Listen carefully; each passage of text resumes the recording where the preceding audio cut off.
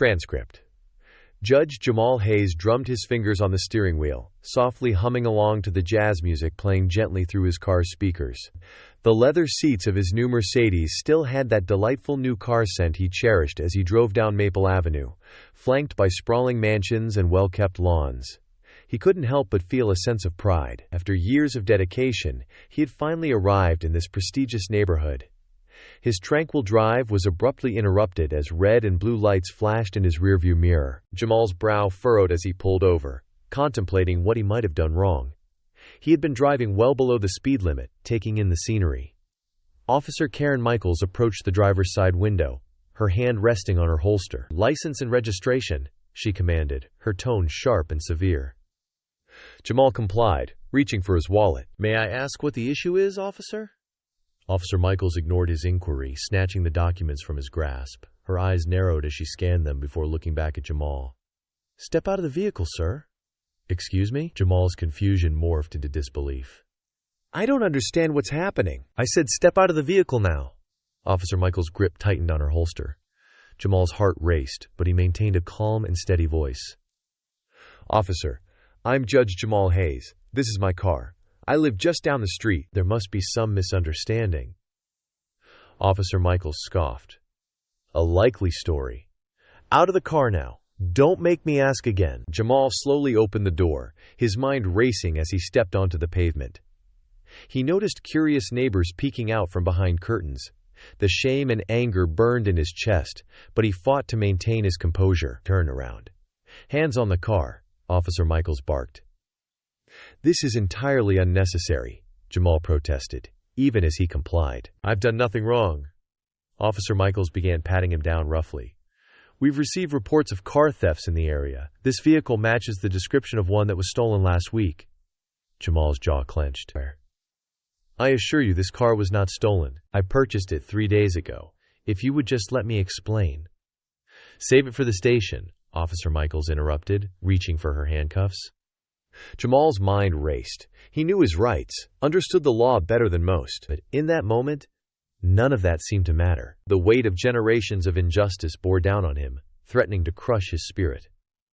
But Jamal Hayes was not a man easily broken. "Officer," he said, his voice steady and firm, "before you do anything you might regret, I suggest you call your superior.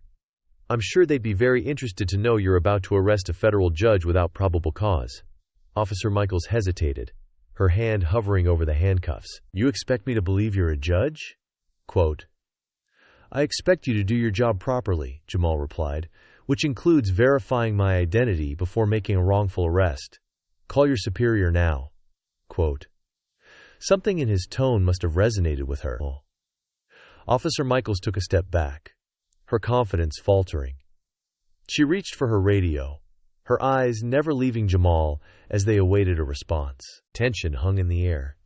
Jamal could feel the gaze of his neighbors on him, could almost hear the whispers behind closed doors. He had fought so hard to reach this point, to prove himself worthy of respect and admiration, and now, in a matter of minutes, he was reduced to a suspect in the eyes of those who should have been his peers. The radio crackled to life, and a gruff voice came through. "Michaels, what's the situation?" Officer Michaels explained, her voice growing less certain with each word. When she finished, there was a lengthy pause. "Michaels, stand down immediately. Judge Hayes is a respected member of the community. I'm on my way." The color drained from Officer Michaels' face as she lowered her radio. She looked at Jamal, a mix of confusion and embarrassment in her eyes. I'm sorry, Your Honor. There seems to have been a misunderstanding." Jamal straightened his jacket, his dignity intact despite the ordeal. "A misunderstanding? Is that what we're calling racial profiling these days?" Before she could respond, another police car pulled up. A tall, older man with salt and pepper hair stepped out. Captain Roberts, the head of the local precinct. "Judge Hayes," he called out as he approached. "I can't apologize enough for this incident. Rest assured we'll get to the bottom of it." Jamal nodded, his mind already racing with the implications of what had just transpired. This wasn't just about him anymore.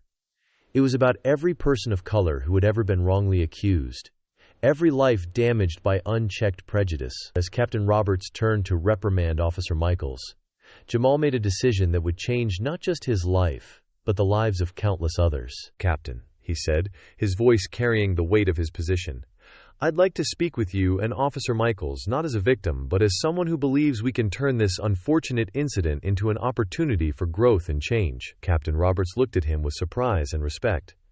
"Of course, Your Honor, whatever you need."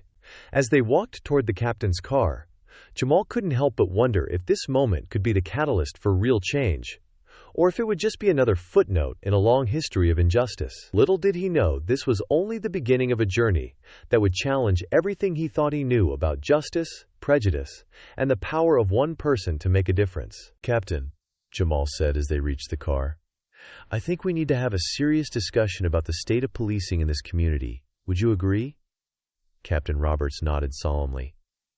"I believe you're right, Judge Hayes. This incident has opened my eyes to issues I thought we had addressed."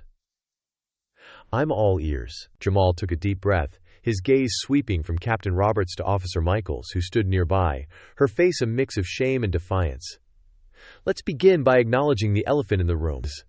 This wasn't just a simple misunderstanding, it was a clear case of racial profiling." Officer Michaels opened her mouth to protest, but Captain Roberts held up a hand, silencing her. "Go on, Judge," he said, his expression serious. "What happened here today is a symptom of a much larger problem," Jamal continued.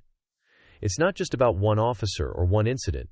It's about a system that perpetuates bias and prejudice, often unconsciously." As Jamal spoke, a small crowd began to gather at a respectful distance. Neighbors who had watched the incident unfold from behind their curtains now stood on their lawns, drawn by the presence of the police captain and the dignified bearing of the man they now realized was Judge Hayes. "I propose we use this incident as a catalyst for change," Jamal said, his voice resonating across the quiet street. "Not through punishment or public shaming, but through education and understanding." Captain Roberts raised an eyebrow. "What exactly are you suggesting, Judge?" Jamal turned to face Officer Michaels directly. "Officer, I'm not interested in seeing you lose your job. That wouldn't solve anything. Instead, I want to invite you to spend a week shadowing me in my courtroom." Officer Michaels blinked in surprise. "Your Honor?" "You'll see firsthand the challenges faced by people of color in our justice system," Jamal explained. "You'll witness the impact of unconscious bias on sentencing, jury selection, and every aspect of the legal process." Captain Roberts nodded slowly. "That's an interesting proposal, Judge, but I'm not sure our department has the resources to." "I'll make it happen," Jamal interrupted. "I'll speak with the chief of police myself if necessary. This is too important to let bureaucracy stand in the way." As they talked, Mrs. Thompson, Jamal's next-door neighbor, approached hesitantly. "Judge Hayes," she said, her voice low, "I have to admit when you first moved into the neighborhood I was hesitant. I'm ashamed of that now. I hope you can forgive an old woman's foolishness." Jamal smiled warmly at her. "Mrs. Thompson, forgiveness is the first step toward understanding. I'm just glad we're moving in the right direction." Now, as he watched the last of the police cars drive away, Jamal couldn't help but feel a mix of exhaustion and exhilaration. He turned to head back to his house, his mind already racing with plans for the future. But as he reached his front door, he paused. Something about this whole situation felt off, as if there was more going on than met the eye. He couldn't quite put his finger on it, but a nagging feeling in the back of his mind told him that this incident might have been more than just a random act of profiling. Jamal shook his head, trying to clear his thoughts. "One step at a time," he muttered to himself as he unlocked his door. "One step at a time." Little did he know those steps were about to lead him down a path far more treacherous than he could have imagined. As he closed the door behind him, his phone buzzed with a text message. It was from an unknown number and contained just 4 words. "Watch your back, Judge." Jamal stared at the message, his blood running cold. What had he just gotten himself into? Jamal stared at the message, his blood running cold. What had he just gotten himself into? He quickly locked his door and drew the curtains, his mind racing. The events of the day suddenly took on a more sinister tone. Was the traffic stop really just a case of racial profiling, or part of something larger? Jamal's judicial instincts kicked in.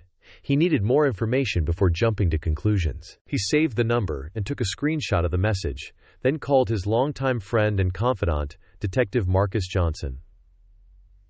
"Marcus, it's Jamal. I need your help with something off the books." Marcus's voice came through, concern evident. "Jamal, what's going on?" Jamal quickly recounted the day's events, ending with the threatening text. "I need you to trace this number." Marcus quietly considered. "It's done," he replied. "But Jamal, be careful. If someone's targeting you, we need to take this to the higher-ups." "Not yet," Jamal said firmly. "We don't know what we're dealing with. Let's gather some intel first." After hanging up, Jamal paced his living room, his earlier optimism fading into a gnawing worry. He'd made enemies over the years. It came with the territory of being a judge, but this felt different, more personal. A knock at the door made him jump. Cautiously, he approached and looked through the peephole. It was Tommy, the young boy from earlier, shifting nervously on his feet. Jamal opened the door, forcing a smile. "Tommy, what's up, buddy?" Tommy looked up at him, his eyes wide. "Judge Hayes, I heard my dad talking on the phone. He sounded really angry. He said your name and something about teaching him a lesson. I thought you should know." Jamal's heart raced, but he kept his voice calm for Tommy's sake. "Thank you for telling me, Tommy. That was very brave of you. Now go on home, okay? Everything's going to be fine." As Tommy scampered off, Jamal closed the door, his mind whirling. Tommy's father, Jack Wilson, was a local business owner. Jamal had ruled against him in a discrimination case last year. Could he be behind this? Before he could ponder further, his phone rang. It was Marcus. "Jamal, we've got something." Quote, "That number? It's a burner phone, but I traced its recent activity. It's been making calls to the police station." Jamal's breath caught. "The police station? You don't think?" "I don't know what to think," Marcus cut in, "but whatever's going on, it's bigger than we thought. You need to watch your step, Jamal." After hanging up, Jamal sank into his armchair, the weight of the situation settling on his shoulders.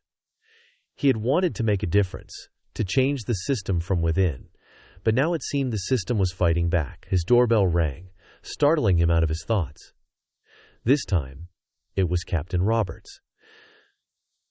"Judge Hayes," the captain said, his face grim. "We need to talk." Jamal led him to the living room, every nerve on edge. "What's this about?" Captain Roberts sighed heavily.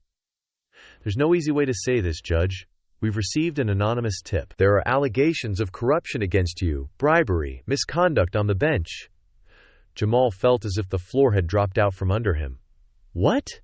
That's absurd. You can't possibly believe." "I don't know what to believe," Roberts interrupted, "but I had to warn you. There's going to be an investigation, and Judge, it's not looking good." As Roberts left, Jamal's mind raced. This wasn't a coincidence. The traffic stop, the text, Tommy's warning, and now these allegations. It was all connected. Someone was trying to discredit him, to destroy everything he'd worked for. But why? And more importantly, who? Jamal spent a sleepless night pondering these questions. By morning, he'd made a decision. He couldn't trust anyone. Not the police, not his colleagues on the bench. He'd have to investigate this himself, Allegiant. He called in sick to work, something he'd never done in his entire career. Then he started digging. He pulled out old case files, court transcripts, anything that might give him a clue as to who might have a grudge against him. As he worked, a pattern began to emerge. Several of his recent rulings had gone against a local construction company, Apex Builders. They'd been cited for unsafe working conditions, discrimination, and environmental violations. And the owner of Apex Builders? None other than Jack Wilson, Tommy's father. But something still didn't add up. How did this connect to the police, and why now? A knock at the door interrupted his thoughts. Jamal approached cautiously, peering through the peephole. It was Officer Michaels. He opened the door a crack, the chain still in place. "Officer Michaels, what are you doing here?" She looked nervous, glancing over her shoulder. "Judge Hayes, I need to talk to you. It's about what happened yesterday. There's more to it than you know." Jamal hesitated, then undid the chain. As Michael stepped inside, he noticed her hands were shaking. "What's going on, officer?" he asked, leading her to the living room. Michaels took a deep breath. "That traffic stop yesterday? It wasn't random." Jamal's eyes widened. "Ordered by whom?" "I don't know," she said, her voice barely above a whisper. "The order came from higher up. They told me to find any reason to stop you, to provoke an incident. I didn't know why. I just followed orders." Jamal sank into his chair, his mind reeling. "Why are you telling me this now?" Michaels looked down, shame evident on her face. "Because what you said yesterday? It got to me. I became a cop to help people, not to be a pawn in someone's game. When I heard about the corruption allegations against you, I knew something wasn't right." As Jamal processed this information, another knock came at the door. This time it was Marcus. "Jamal, we've got a problem," Marcus said as he entered, then stopped short at the sight of Officer Michaels. "What's she doing here?" Quickly, Jamal brought Marcus up to speed. The detective's face grew darker with each revelation. "Ooh, this goes deeper than we thought," Marcus said grimly. "I did some digging on Apex Builders. They're currently bidding on a massive city contract, one that would be worth millions, but their history of violations should disqualify them unless they can discredit the judge who made those rulings." Jamal finished, the pieces falling into place. Officer Michaels spoke up, her voice stronger now. "There's more. I've heard rumors at the station. Some of the higher-ups are in Apex's pocket. They've been burying reports, looking the other way on violations." The three looked at each other, the gravity of the situation sinking in. This wasn't just about Jamal anymore. It was about corruption that ran through the entire system, from the police force to the highest levels of city government. "We need proof," Jamal said, his judicial mind kicking into gear. "Without hard evidence, it's our word against theirs," Marcus nodded.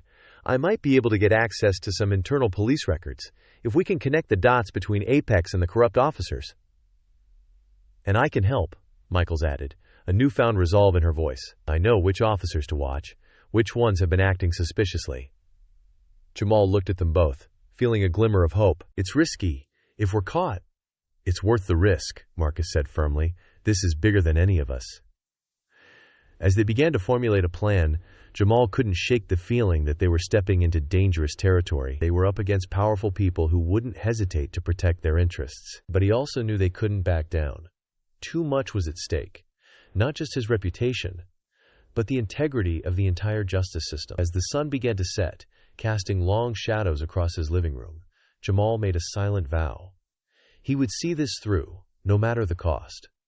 The truth had to come out. Little did he know, the path to that truth would lead him into the darkest corners of corruption and put everything he held dear at risk. As they finalized their plans, Jamal's phone buzzed with another text from the unknown number. "Back off, Judge. Last warning." Jamal showed the message to Marcus and Michaels, their faces hardening with resolve. "They're getting nervous," Marcus said. "We must be on the right track," Michaels nodded grimly. "So what's our next move, Judge?" Jamal looked at his unlikely allies, a detective friend and a police officer he'd met under the worst circumstances. He took a deep breath, steeling himself for what was to come. "We follow the money," he said firmly. "Every corrupt deal leaves a trail. We just need to find it." Quote, dot. As night fell over the city, the three conspirators bent over laptops and documents, unaware that their every move was being watched. The game was afoot, and the stakes were higher than they could possibly imagine. "We follow the money," he said firmly. "Every corrupt deal leaves a trail. We just need to find it." Quote, dot. As the night wore on, Jamal, Marcus, and Officer Michaels pored over documents, cross-referencing dates, names, and transactions. The living room table was covered in papers, laptops hummed, and the air was thick with tension.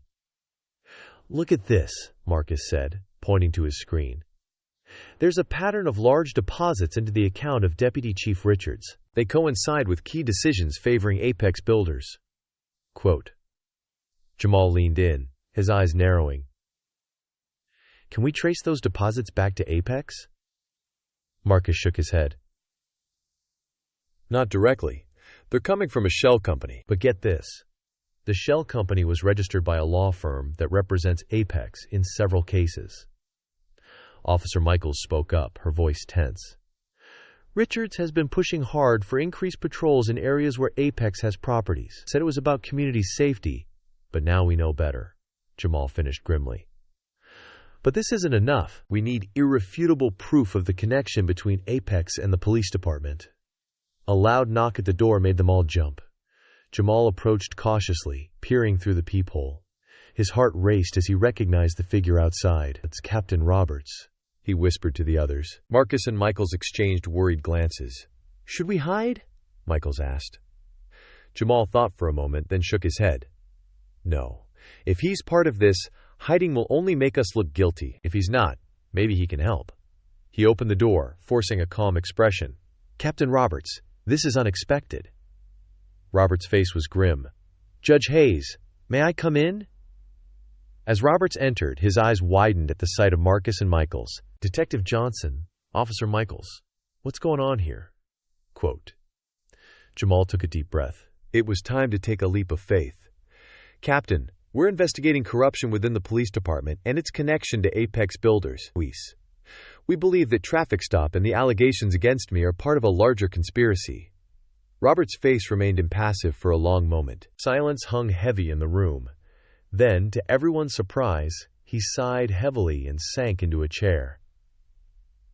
I knew something wasn't right, he said, his voice weary. I've been noticing irregularities for months, but every time I tried to look into it, I hit a wall. Relief washed over Jamal. So you're not involved? Roberts shook his head. No, but I've been afraid to dig too deep. These people, whoever they are, they've got influence. I was worried about my family, my pension. Michaels stepped forward, her face determined. Captain, we need your help. We're close to uncovering something big, but we need access to records that only you can provide. Roberts looked at each of them in turn, conflict clear on his face. Finally, he nodded. All right, I'm in. What do you need? Quote. As the night turned to dawn, the group worked tirelessly, piecing together a complex web of corruption. With Robert's help, they uncovered a trail of doctored reports, suspicious transfers, and questionable promotions. But as the sun began to rise, casting a golden glow through the windows, they realized they had a new problem. We've got the evidence, Marcus said, rubbing his tired eyes. But how do we use it? If we take this to the authorities, there's no guarantee it won't be buried. These people have connections all the way up to the mayor's office. Jamal paced the room, his judicial robes from the day before now rumpled and coffee-stained. We need to make this public, get the evidence into the hands of someone who can't be bought or intimidated. The press, Michaels suggested. Roberts shook his head. Too risky. We don't know who we can trust. Quote, a memory sparked in Jamal's mind. Wait! I know someone. Sarah Chen, an old law school friend. She works for the state attorney general's office now. If we can get this evidence to her, it could work, Marcus agreed. The state AG's office would be outside the sphere of influence of these local players. As they formulated a plan to contact Sarah, a car alarm blared outside, making them all jump. Jamal rushed to the window, pulling back the curtain just enough to peek out. His blood ran cold. We've got company, he said, his voice tense. There are 2 unmarked cars parked across the street. I don't recognize the men inside, but they're watching the house. Roberts moved to another window, his face grim. They must have figured out we're onto them. We need to move now. But how? Michaels asked, panic edging into her voice. They'll see us leave. Jamal's mind raced. Then he remembered the back gate. It led to an alley that connected to the next street over. I have an idea, he said, but we'll need a distraction. Quickly, they hatched a plan. Roberts would leave openly, drawing the watchers' attention. Meanwhile, the others would slip out the back, using the early morning shadows for cover. Once you're clear, Roberts said, head straight for the state AG's office. Don't stop for anything. I'll meet you there if I can shake these guys. As Roberts prepared to leave, Jamal gripped his arm. Thank you, Captain, for everything. Roberts nodded solemnly. Just promise me one thing, Judge. When this is all over, we'll use this as a chance to really clean house. No more half measures. "You have my word," Jamal replied. Moments later, Robert strode out the front door, making a show of checking his watch and hurrying to his car. As predicted, one of the unmarked cars pulled out, following him. "Now's our chance," Marcus whispered, his heart pounding. Jamal led Marcus and Michaels through the kitchen and out the back door. They crept along the fence, staying low until they reached the gate. Jamal eased it open, wincing at every creak. They slipped into the alley, moving as quickly and quietly as they could. Just as they reached the end, they heard shouts behind them. "They've been made!" Michaels hissed. "Run!" Jamal ordered. They burst out onto the street, sprinting toward Marcus's car parked a block away. Behind them, they could hear footsteps and angry voices. As they piled into the car, a shot rang out, shattering the rear window. Marcus gunned the engine, tires screeching as they peeled away. "Everyone okay?" Jamal asked, his heart hammering. "I'm hit!" Michaels gasped from the back seats. "It's just a graze, but hang on," Marcus said grimly, weaving through traffic. "We're almost there." As they raced toward the state attorney general's office, Jamal clutched the flash drive containing their evidence. Everything they'd worked for, everything they'd risked, was contained in this small device. But as they turned onto the main street leading to their destination, Jamal's heart sank. A police blockade stretched across the road, lights flashing. "It's a trap," he realized aloud. "They knew we'd come here." Marcus's knuckles were white on the steering wheel. "What now, Judge?" Jamal closed his eyes, his mind racing. They were out of options, out of time. Opening his eyes, he made a decision that would change everything. "The media," he said. "It's our only chance. Marcus, head for Channel 7 News.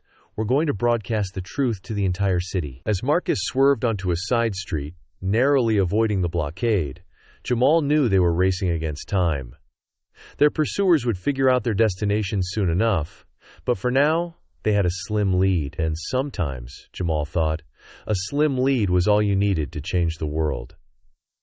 As they sped through the awakening city, the first rays of sunlight glinting off skyscrapers, Jamal sent up a silent prayer. They had one shot at the one chance to expose the truth and bring down a corrupt system. "Hold on, everyone," Marcus called out as he took a sharp turn.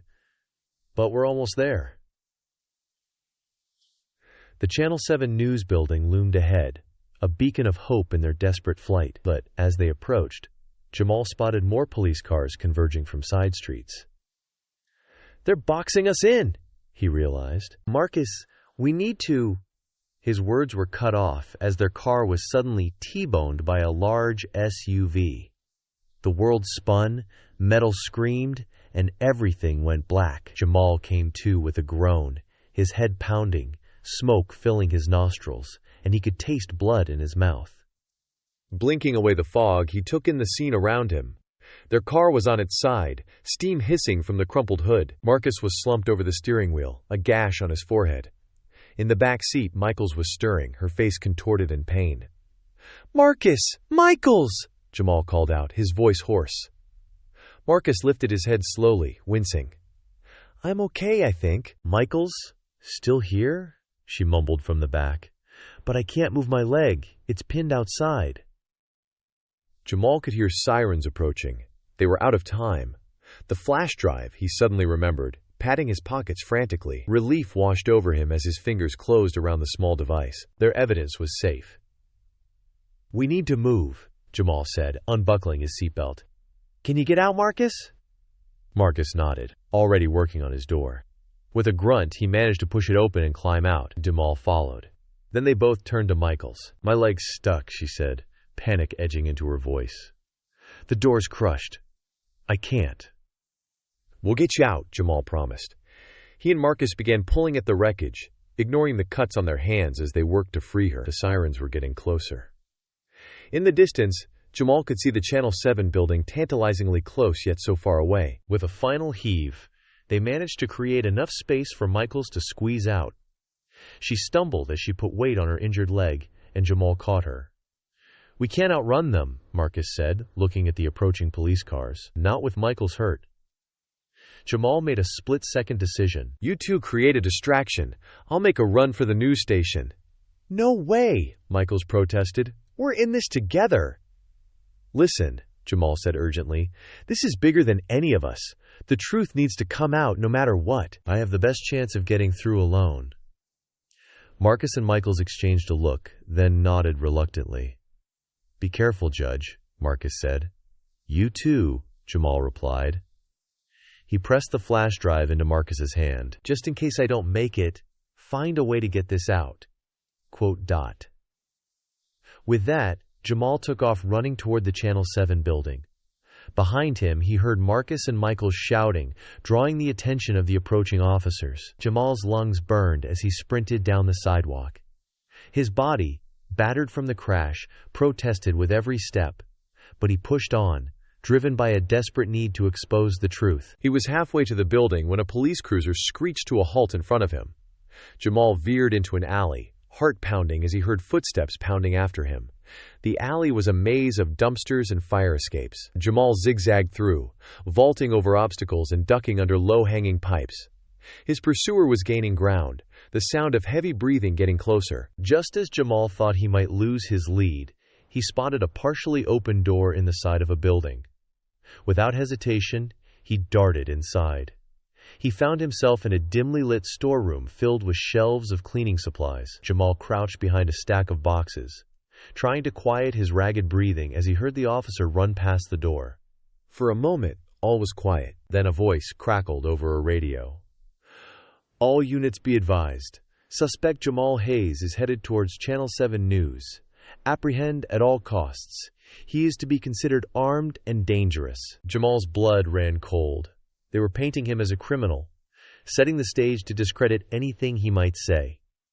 He needed to get to the news station fast before they could spin their narrative. Cautiously, he made his way through the building. It seemed to be some kind of office, deserted in the early morning hours. As he passed a window, Jamal realized with a jolt that he was actually in the building adjacent to Channel 7. An idea formed in his mind. It was risky, possibly insane, but it might be his only chance.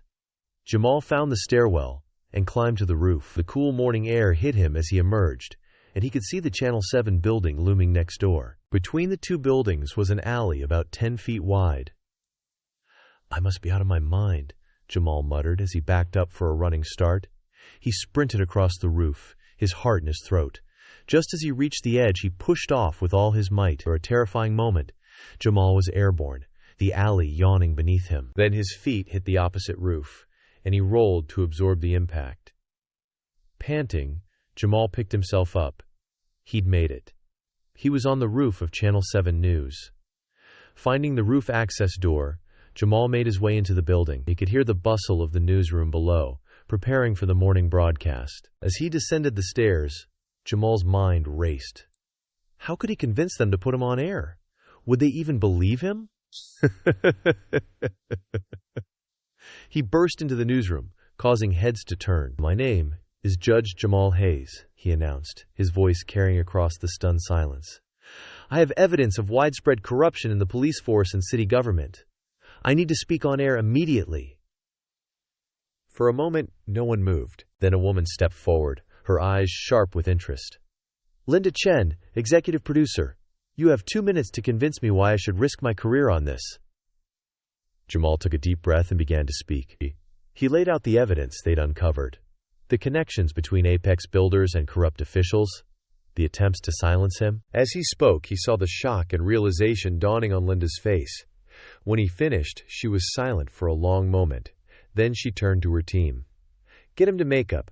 We're going live in 10 minutes. A flurry of activity erupted around Jamal as a makeup artist dabbed at his cuts and bruises. Linda briefed him on what to expect. "We'll introduce you. Then you'll have 5 minutes to present your case. Be clear, be concise, and be ready for pushback. Once this airs, all hell is going to break loose." Jamal nodded, his heart racing. This was it, the moment of truth. As he was led to the set, Jamal caught sight of a TV in the corner.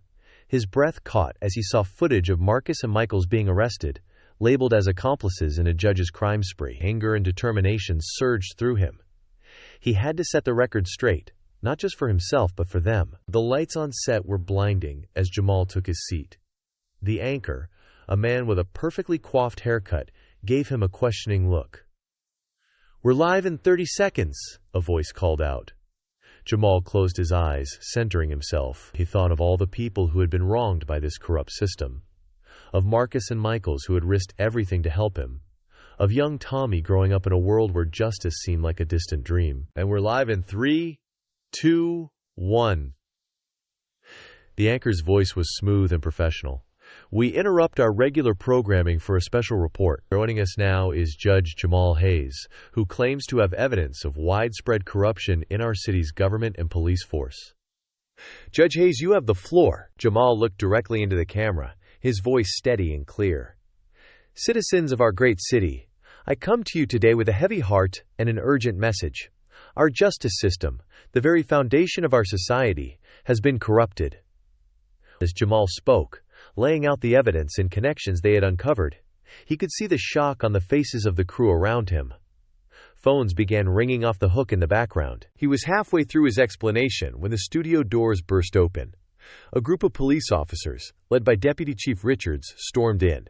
"Cut the feed!" Richards bellowed. "This man is under arrest!" But Linda Chen stepped between them and the camera. "We're live, gentlemen. Any attempt to interfere will be seen by millions of viewers." Richards hesitated, clearly torn between his orders and the potential backlash. Jamal seized the moment. "Citizens, what you're witnessing now is an attempt to silence the truth. I implore you, don't let this be buried. Demand answers. Demand justice." As the officers moved toward him, Jamal stood tall, his voice ringing out. "The truth will prevail no matter what happens to me. Remember this day. Remember that one voice can make a difference." The last thing viewers saw before the feed cut out was Jamal being led away in handcuffs, his head held high. But as the officers escorted him out of the building, Jamal knew this wasn't the end. It was just the beginning of a much larger battle. In police cars across the city, radios crackled with urgent messages. On street corners, people huddled around phones, watching clips of Jamal's broadcast. And in living rooms throughout the city, citizens began to ask questions, to demand answers. The spark had been lit. Now it was up to the people to fan it into a flame of change. As Jamal was pushed into a police car, he caught a glimpse of the city's skyline bathed in the golden light of dawn. Despite everything, he felt a glimmer of hope. The truth was out there now, and no matter what happened next, he knew that the fight for justice would continue. As the police car sped through the awakening city, Jamal's mind raced. He had done what he set out to do, exposed the truth. But what would happen now? Would his sacrifice be in vain, or would it spark the change the city so desperately needed? The car pulled into the police station, where a crowd of reporters had already gathered. Camera flashes exploded as Jamal was led inside, his head held high despite the handcuffs binding his wrists. Inside the station was chaos. Officers argued in hushed tones. Phones rang incessantly, and there was a palpable tension in the air. Jamal was led to an interrogation room and left alone, the door slamming shut behind him. Hours passed. Jamal could hear muffled shouts and hurried footsteps outside. Something was happening, but he was cut off from it all. Finally, the door opened. To Jamal's surprise, it was Captain Roberts who entered, looking haggard but determined. "Judge Hayes," he said, his voice low, "you've stirred up one hell of a hornet's nest." Jamal leaned forward. "What's happening out there?" Captain Roberts sank into the chair across from him. "You broadcast. It's everywhere. Social media, news channels, even international outlets are picking it up. People are demanding answers, protesting in the streets." A glimmer of hope sparked in Jamal's chest. "And the evidence? The flash drive?" "Safe," Roberts assured him. Detective Johnson managed to get it to Sarah Chen at the State Attorney General's office before he was arrested.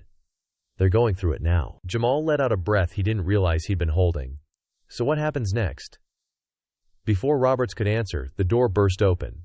Deputy Chief Richards stormed in, his face red with fury.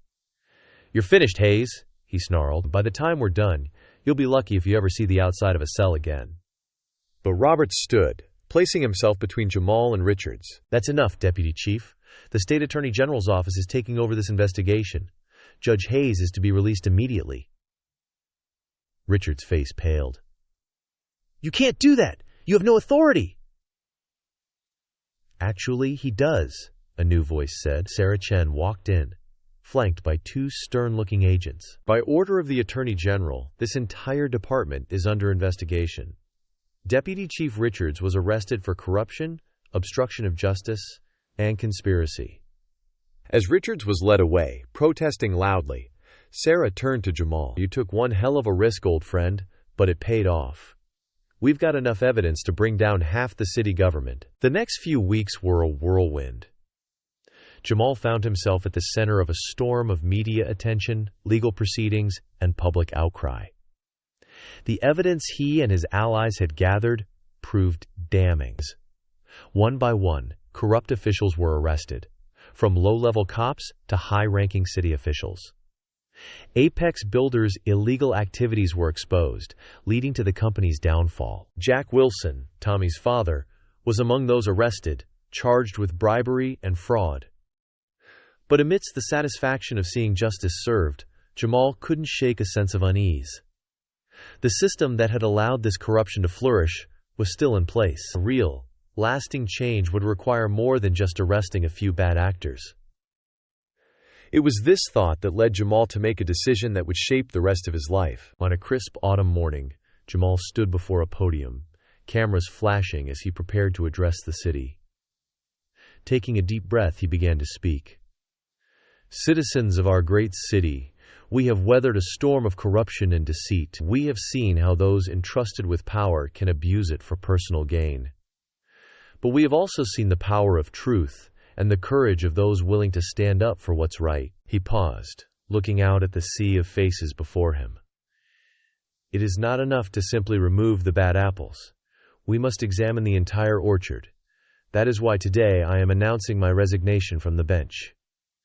A murmur ran through the crowd. Jamal held up a hand for silence. I'm stepping down not because I am guilty, but because I believe I can do more good working outside the system. I'm establishing an independent watchdog organization dedicated to rooting out corruption and ensuring transparency in our government and law enforcement agencies. As he continued to outline his plans, Jamal could see the mix of emotions on the faces before him. Surprise, respect, hope. He knew the road ahead would be difficult, but he was ready for the challenge. In the weeks that followed, Jamal threw himself into his new role. He assembled a team of dedicated individuals, including Marcus and Michaels, who had been cleared of all charges. Together, they worked tirelessly to build an organization that would serve as a check on power and a voice for the voiceless. It wasn't easy for them. They faced resistance from those who preferred the status quo, and threats from those with something to hide. But they also found allies in unexpected places. Honest cops who were tired of the corruption, community leaders who wanted to see real change, and ordinary citizens inspired to take a stand. 1 year after his fateful broadcast, Jamal stood in the community center of the neighborhood where he'd once been wrongfully stopped. The room was packed with people from all walks of life, gathered to hear about the progress of his organization. As he looked out at the crowd, Jamal spotted a familiar face. It was Tommy, the boy who had warned him that day long ago. Tommy was older now, his face more serious, but his eyes still held that same curiosity. After the meeting, Tommy approached Jamal. Mr. Hayes, I wanted to thank you. What you did changed things. My dad, he's in prison now, but I understand why, and I want to help make things better like you did. Jamal felt a lump in his throat. He placed a hand on Tommy's shoulder. You already have, Tommy. You took a stand that day, and that's where it all starts. With one person willing to do the right thing. As Tommy walked away, Jamal felt a renewed sense of purpose. The work was far from over. There would always be those who sought to abuse power, to twist the system for their own gain. But there would also always be those willing to stand against them. Later that night, Jamal stood on the balcony of his apartment, looking out over the city. The lights twinkled in the darkness, each one representing a life, a story, a potential for change. He thought about how far they'd come and how far they still had to go. The system wasn't perfect. It might never be. But it was better, more transparent, more accountable, and most importantly, people were awake now. They were watching, questioning, demanding better from their leaders and institutions. As he turned to go inside, Jamal's phone buzzed with a text. It was from Sarah Chen at the Attorney General's office. New lead on corruption in the mayor's office. You up for another fight? Jamal smiled. Some might have been daunted by the prospect of another battle, but for him, it was a reminder of why he'd started this journey in the first place. He typed back a simple response. Always. Closing the balcony door behind him, Jamal felt a sense of peace wash over him. He had chosen a difficult path, one that would likely never end, but it was the right path. And as long as there were people willing to stand up for what was right, there was hope. The city slept, unaware of the battles being fought on its behalf, but Jamal Hayes was wide awake, ready to face whatever challenges the new day might bring. For he knew now more than ever that one voice could indeed make a difference, and he would keep raising his voice, keep fighting the good fight for as long as it took. As dawn broke over the horizon, painting the sky in hues of pink and gold, Jamal allowed himself a moment of reflection. The journey that had begun with a simple traffic stop had led him here, to a place he never could have imagined. He thought of all the lives that had been touched, all the changes that had been set in motion, and he knew with unshakable certainty that it had all been worth it. With renewed determination, Jamal turned to face the new day. The fight for justice was far from over, but he was ready to stand tall, to speak truth to power, to be the change he wanted to see in the world. And as the sun rose fully, bathing the city in its warm light, Jamal Hayes stepped forward into a future full of challenges, but also full of hope. For he had learned the most important lesson of all, that in the face of injustice, silence was never an option, and that even in the darkest of times, one voice raised in the name of truth and justice could light the way forward.